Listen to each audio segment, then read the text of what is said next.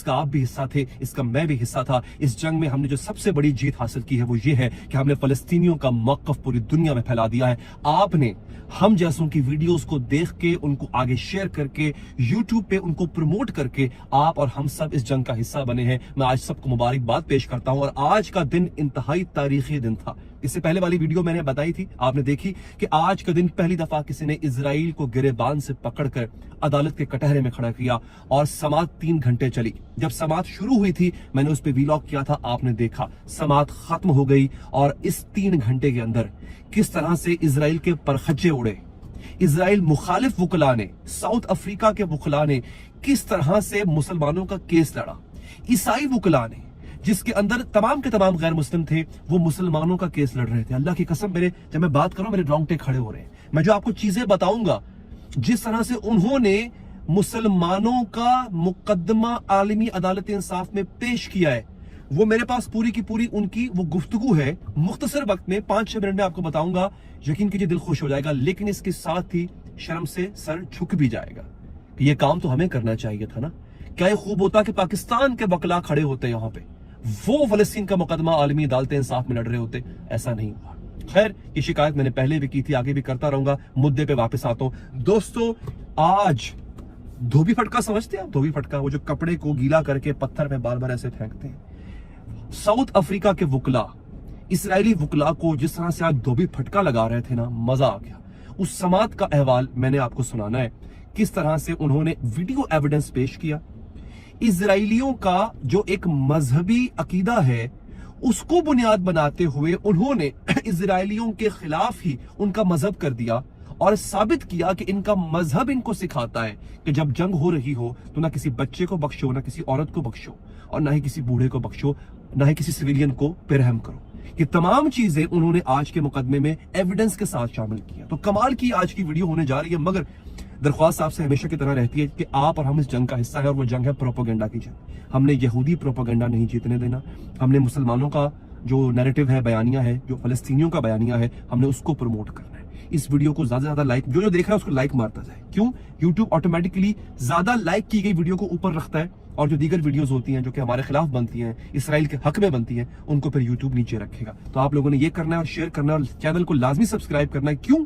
क्योंकि आपको समात का अहवाल रोजाना की बेस पे समात होनी है। आज साउथ अफ्रीका के वकला ने दलाइल दिए हैं, कल इसराइल के वकला दलाइल देंगे। तो कल की समात का भी अहवाल मैं आपको बताऊंगा। उसके लिए चैनल को आप अभी से सब्सक्राइब कर लीजिए। अच्छा जनाब, हुआ क्या? आइए इस पे आते हैं।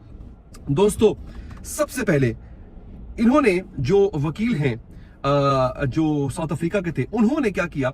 उन्होंने लिस्ट ऑफ स्टेटमेंट्स, यानी इसराइली जो ऑफिशियल्स हैं, जो इसराइली ओहदेदार हैं, जितने भी प्राइम मिनिस्टर से लेकर नीचे तक, उनके जो बयानात थे, उनकी एक लिस्ट पेश की कि किस तरह इनके ऑफिशियल्स ने गजा के अंदर जेनोसाइड का हुक्म दिया। और ये स्टेटमेंट्स कोई थकी चुकी स्टेटमेंट्स नहीं है। टेलीविजन पर आके उन्होंने कहा कि any suggestion Israel officials didn't mean what they said और what misunderstood should be rejected by this court. This evidence of genocidal intent is only chilling, it is also overwhelming and incontrovertible. यार ये English के मतलब 2-3 लफ्ज पढ़ा करूंगा, आपने मेरे साथ रहना है, मेरा साथ देना है, फिर मैं तर्जुमा करूंगा। उसने कहा अगर कोई ये कहे, वकील ने कहा कि इनके जो स्टेटमेंट्स, इनके जो बयानात हैं इजरायली ओहदेदारों के, इनका जनाब वो मतलब नहीं था कहने का, तो ये गलत होगा। कोर्ट इसको ना माने।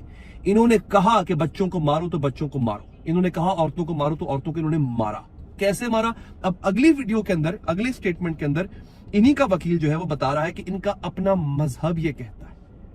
कैसे? सुनिए। Israeli army said there are no innocent civilians. ये इजरायली आर्मी ऑफिशियल यानी इजराइल के आर्मी जनरल का एक बयान पढ़ के सुनाया। किसने? साउथ अफ्रीका के वकील ने, जो फलस्तीन का मुकदमा आलमी अदालत इंसाफ में लड़ रहा है। उसने कहा, जनरल कहता है कोई मासूम शहरी नहीं है गजा के अंदर, सारे के सारे हमास के हैं, सबको मारो। अब वो साबित कैसे करता है? दोस्तों याद रखिएगा, अमलेख का एक लफ्ज है जो कि मैं अगले 1 मिनट में 2-3 दफा इस्तेमाल करूंगा। ये यहूदियों का एक मजहबी अकीदा है। इस अकीदे के तहत किसी भी बच्चे को, चाहे वो शीरखार हो, टीनेजर हो, औरत हो, बूढ़ी औरत हो, बूढ़ा मर्द हो, उसको आपने कत्ल कर देना है। अमालेक कहते हैं इसको।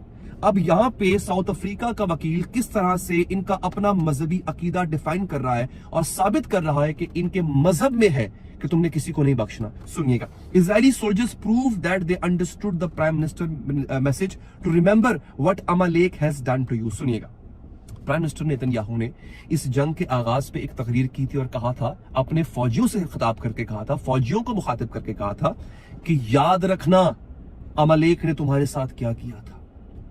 कौन है भाई अमालेक, उसने क्या किया था? आइए अगले चंद सत्रों में आपको मैं बता देता हूं। They were recorded by journalist dancing and singing. मतलब जब ये प्राइम मिनिस्टर ने स्टेटमेंट दिया तब जो सहाफी थे वो नाच कूद के प्राइम मिनिस्टर के स्टेटमेंट को रिकॉर्ड भी कर रहे थे। अच्छा, अब प्राइम मिनिस्टर का ये अमलेक है क्या? अमलेक कहता है बेसिकली कि जब तुम जंग पे जाओ और जंग हो तुम्हारे मजहब के खिलाफ, तो तुमने किसी को नहीं बख्शना, तुमने औरतों को भी जिबा करना है, यहां तक कि वो बच्चे जो औरतों के पेट में हो तुमने उनको भी जिबा कर देना है। अब आगे वकील कहता है, we know our motto, there are no uninvolved that they obey one commandment to wipe off the seed of Amalek.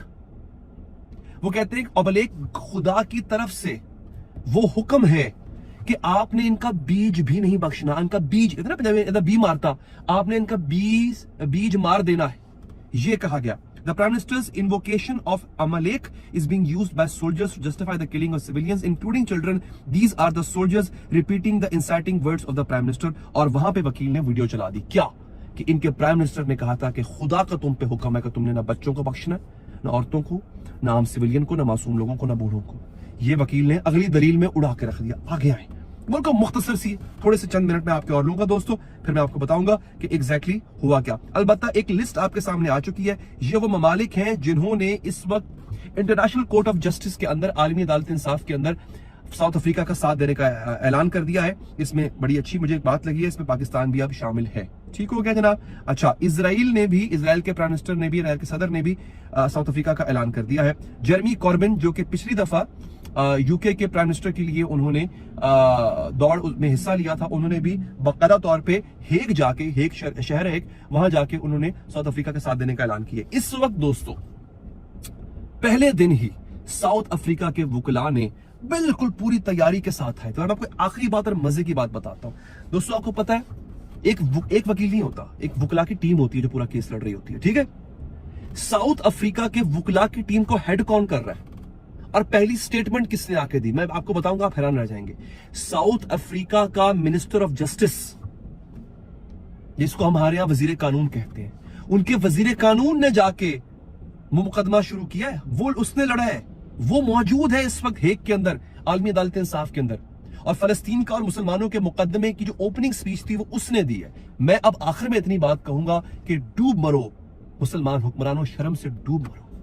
वो ईसाई मजहब के मानने वाले तुम्हारा मुकदमा लड़ रहे हैं और तुम्हारे पास इतनी भी जरूरत नहीं है, अखलाक की जरूरत नहीं है, पैसा है, जमीन है, सब कुछ है, बड़ी बड़ी फौज है, इतनी हिम्मत नहीं है तुम्हारे अंदर कि तुम जाके सिर्फ अपना वकील खड़ा कर सको। इस पे आप लोग अपनी राय लाजमी दीजिएगा। मेरे अगले वीलॉग का इंतजार कीजिएगा। कल इजराइल के वकला दलाइल देंगे। वो क्या दलाइल देंगे? उनके पास अपने इस जुल्म को जस्टिफाई करने के लिए क्या दलील होगी, मैं सोचने पे